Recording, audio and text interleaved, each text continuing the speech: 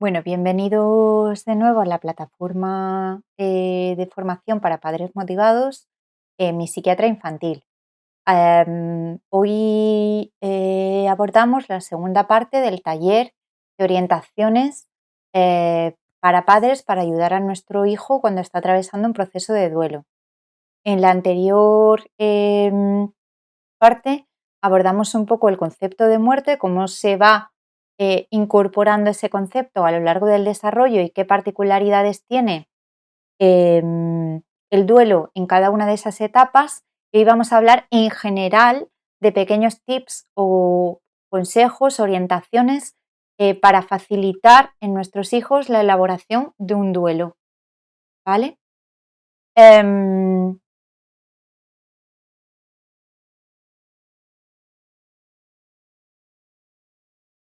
Lo hemos abordado en la parte anterior de forma específica para cada etapa y ahora vamos a ver mm, los 6 grandes apartados que puede tener pues, esto de cómo ayudar a nuestro hijo a elaborar un duelo.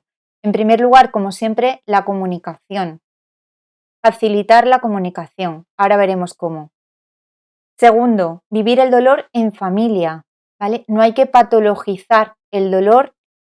em, ya veremos luego en qué casos hay que pedir ayuda, pero el dolor hay que vivirlo en familia. El dolor forma parte de la vida y, y donde mejor vamos a poder afrontarlo es donde nos sentimos seguros, donde estamos acompañados de aquellos que nos quieren, ¿vale? Digo esto porque a veces hay o a veces, o últimamente está habiendo una tendencia, insisto mucho en el tema, pero es que creo que es importante, a, a vivir el duelo, ya sean adultos o niños, como algo patológico, como una enfermedad. Y se da la paradoja de que a veces fallece un ser querido y, la primera persona que se encuentra el sufriente es un psicólogo o es un psiquiatra, em, tanto para dar la información como para elaborar el dolor. Y a mi juicio esto es un error. Ya veremos un poquito más adelante en qué casos sí que puede ser necesaria la intervención de un profesional. Sigo después de la cuña o el funeral de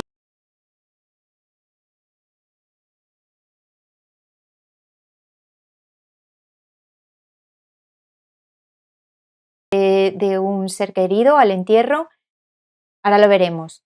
Hay que garantizar la continuidad de cuidados, atender y hacernos cargo de las emociones que puedan manifestar los niños y adolescentes que atraviesan por este proceso.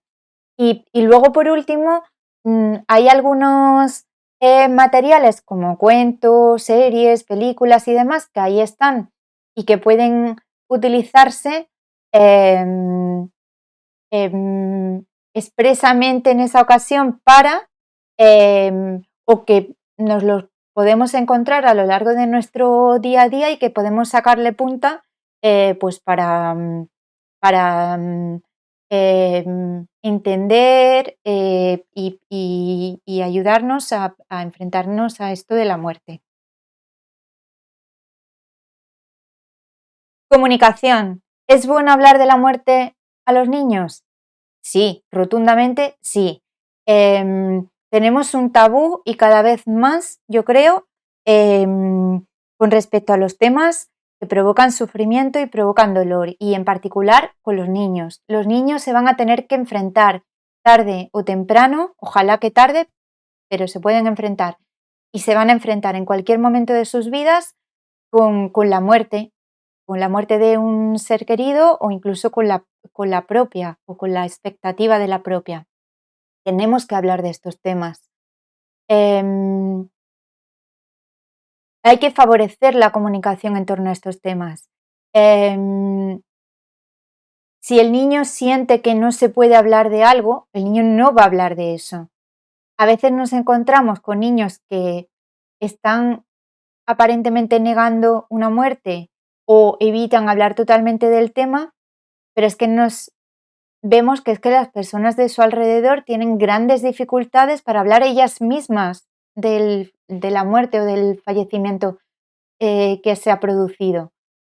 Si además los niños entienden que hablar del tema nos duele, pues entonces ya ellos, con ese afán un poco protector que tienen hacia sus seres queridos, pues van a entender que eso es tabú total.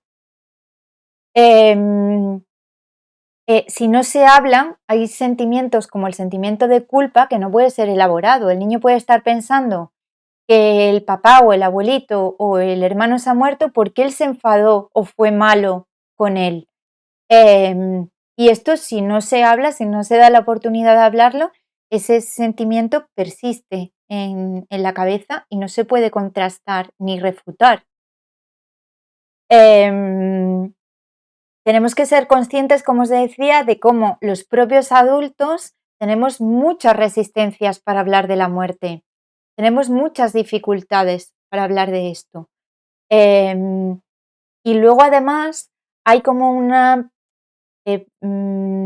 por un lado, queremos como proteger a los niños de todo lo que genera dolor, sufrimiento y demás, pero por otro lado les exigimos un nivel de madurez que no corresponde con su etapa evolutiva o con su mm, capacidad cognitiva. Me refiero a cuando nos vienen papás de niños muy chiquitines que nos dicen, es que no expresa sus emociones. Bueno, es que los niños no expresan las emociones hablando de ellas. Las expresan a través del juego, las expresan a través de la conducta, pero no hablan explícitamente de las emociones. Eso es un proceso que vamos aprendiendo con el tiempo, que nos pueden facilitar desde fuera para crear como una cultura un poco de favorecer la expresión de emociones, de saber ponerles nombre a las emociones. Em, no hay que minimizar los sentimientos de dolor ante pérdidas que sufren los niños tampoco, porque a veces figuras que aparentemente no son cercanas al niño, como por ejemplo un niño del cole o un compañerito del cole, aunque haya tenido poco contacto con esa persona, pues puede resultarles a los niños muy chocante y muy doloroso. Em, y además, si no hablamos con ellos, no sabemos cómo se sienten, ¿vale? ¿Cuándo hay que hablar de la muerte? Lo antes posible. Em, no puede ser, como a veces nos pasa, que muera un ser querido y al niño no se le diga nada porque ya lo irá entendiendo o porque no está preparado para entenderlo o más adelante se le dirá. Ese más adelante muchas veces no llega nunca y es el propio el niño el que va entendiendo a su manera qué es lo que ha pasado, ¿no? O le llega la información por terceros. Y esto es muy doloroso porque además de la pérdida en sí, el no entender lo que está pasando, el entender que no se puede hablar del tema, dificulta siempre la elaboración de la muerte, ¿vale? Si además la muerte es previsible porque viene después de una enfermedad o tenemos un tiempo eh, para poder despedirnos, entre comillas, del fallecido, pues tenemos esa oportunidad de poder ir preparando a los niños para lo que puede pasar. ¿Quién debe darle la noticia y dónde? ¿Quién? La familia más cercana. Em, los padres, si es posible, y si no, los más cercanos o allegados al niño. Siempre. Son las figuras de referencia, son las figuras que le aportan seguridad, con las que tiene los lazos afectivos más importantes y deben de ser ellos los que den la noticia.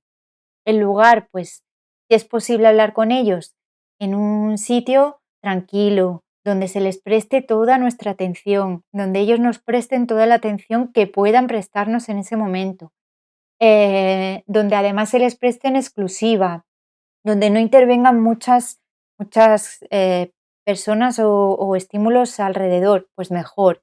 siempre que sea posible. Pero deben de darla a los padres y deben de darla lo antes posible. ¿Cómo dar la noticia? Pues aquí hay que guiarnos siempre por nuestro sentido común, por lo que hemos hecho o por lo que nos gustaría que hicieran con nosotros si nos ponemos en nuestro yo pequeño, de cuando éramos niños, o en nuestras experiencias que hayamos tenido ante la muerte a lo largo de nuestra vida. Sentido común ante todo. Em, Usar el contacto físico afectivo, dar la mano, abrazar, tocar, besar, si es la manera en la que nos comunicamos habitualmente. Hay que dar la información adaptada a la edad, usando palabras que los niños entiendan según su edad, sin utilizar eufemismos, porque los niños, mientras más chiquititos, más confusión le creamos si utilizamos eufemismos como se ha ido a un largo viaje, ha pasado a mejor vida, está en el cielo. Todo esto son al final eufemismos de los propios adultos para no enfrentarnos a lo que es la muerte, pero que a los niños les confunden mucho. Y hay que hacerles entender qué significa la muerte, aunque luego les hagamos partícipes de nuestras creencias, de lo que significan y demás.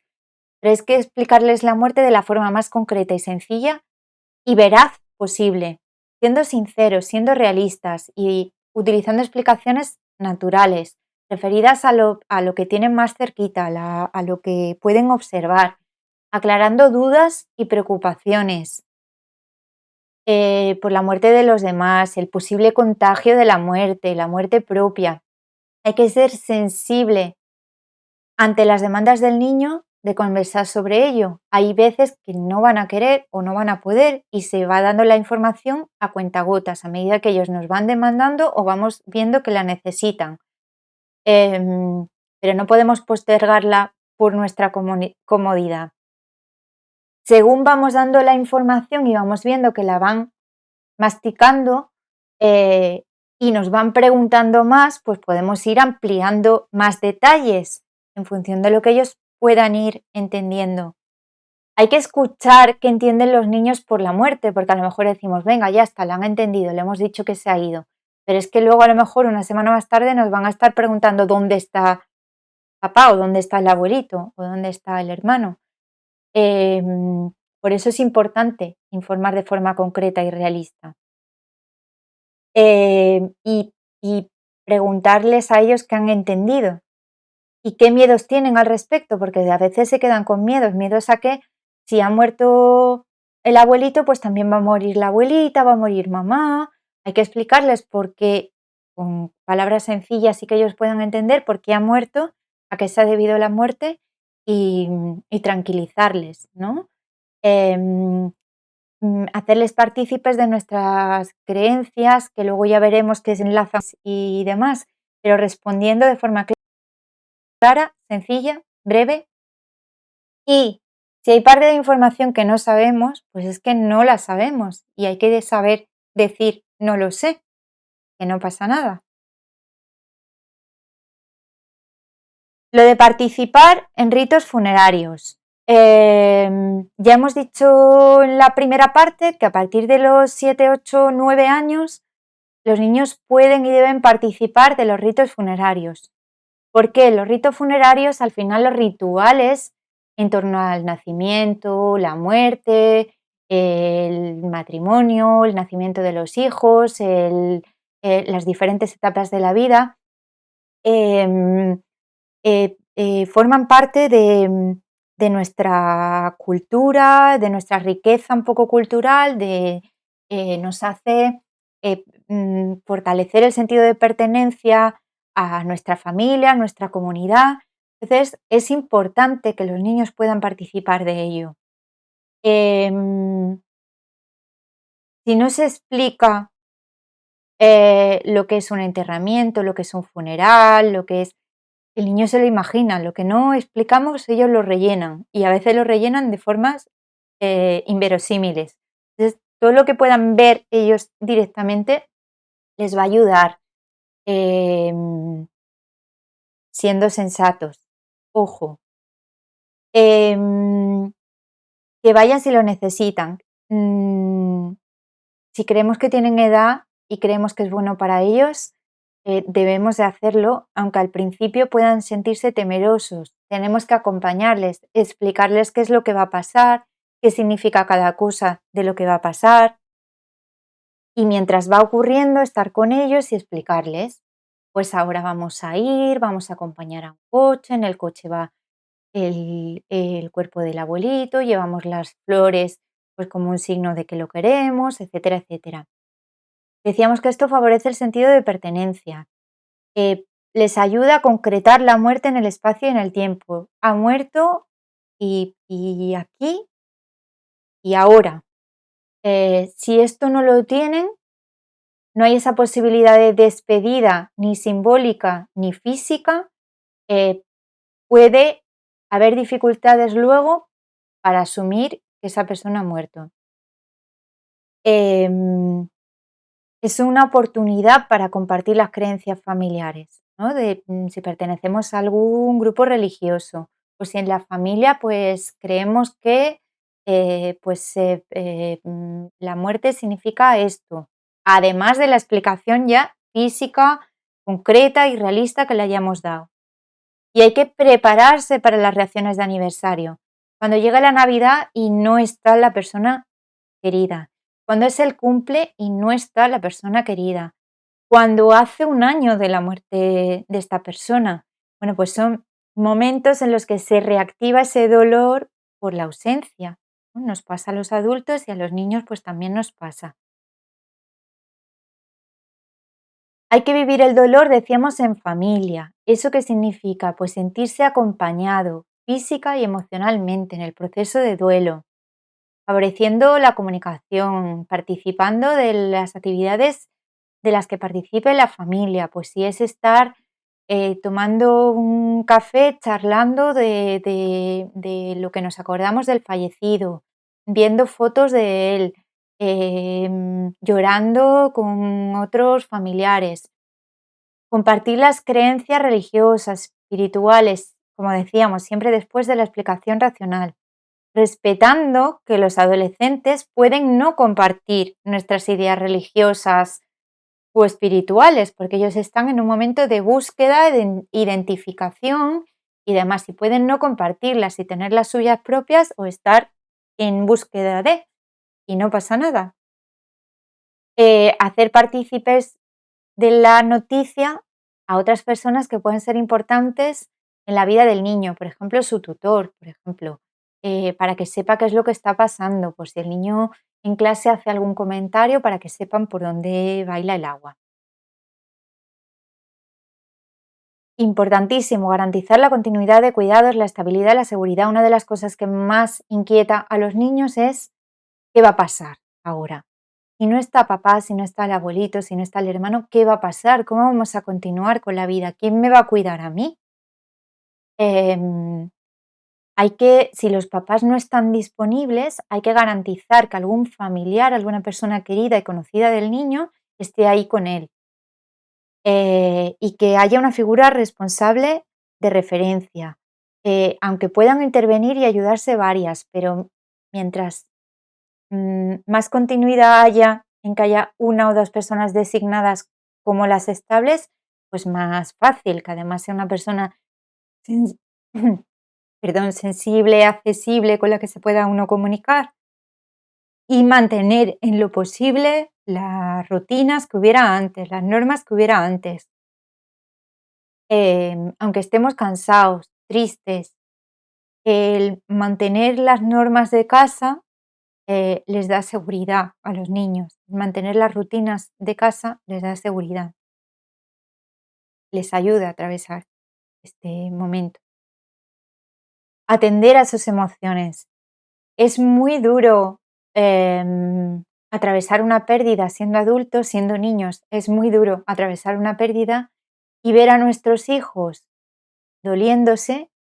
Es muy difícil, no es plato de buen gusto para un padre, pero hay que hacerse cargo de ello. Tenemos que aprender a expresar nuestras propias emociones, ponerles palabras. Si estamos tristes, estamos llorosos, estamos hechos polvo, pues les tenemos que explicar, pues estoy triste porque echo de menos, pero me voy a levantar, voy a seguir adelante y voy a cuidar de ti. Hay que darles seguridad, protección, tranquilizarles sobre que estamos bien, aunque estemos tristes, estamos bien, aunque estemos tristes, nos estamos cuidando y los estamos cuidando a ellos.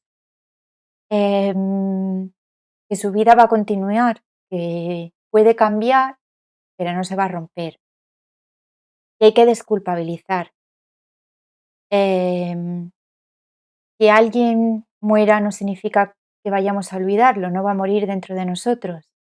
Vamos a seguir hablando del fallecido, vamos a compartir recuerdos, vamos a ver fotos, vamos a aprender que se puede hablar de esa persona, que al principio nos va a doler muchísimo recordarlo y hablar de él, pero que poco a poco podremos hacerlo con menos dolor y que siempre va a estar ahí acompañándonos